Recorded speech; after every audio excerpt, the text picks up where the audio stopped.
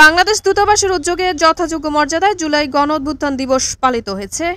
৫ August মঙ্গলবার বিকেলে দিবসটি উদযাপন উপলক্ষে দূতাবাসে এক আলোচনা সভার আয়োজন করা হয়। এ সময় কাউন্সিলর ও দূতালয় প্রধান মোহাম্মদ মনিরুজ্জামানের সঞ্চালনায় আলোচনা সভায় সভাপতিত্ব করেন কুয়েতে নিযুক্ত বাংলাদেশের রাষ্ট্রদূত মেজর জেনারেল সৈয়দ তারেক হোসেন। অনুষ্ঠানের শুরুতেই পবিত্র কোরআন তেলাওয়াত করা হয়। এরপর অনুষ্ঠানে জুলাই গণ-অভ্যুত্থান দিবস উপলক্ষে রাষ্ট্রপতি বাণী পাঠ করেন। প্রতিরক্ষা উপদেষ্টা ব্রিগেডিয়ার জেনারেল রাকিবুল করিম চৌধুরী ও প্রধান উপদেষ্টার বাণী পাঠ করেন মিনিস্টার শ্রম আবুল হোসেন। এদিকে দিবসটি উপলক্ষে নির্মিত একটি প্রামাণ্যচিত্র ও জুলাই গণ-অভ্যুত্থান দিবসের তাৎপর্যের বর্ণনা অনুষ্ঠান উপস্থাপন করা হয়।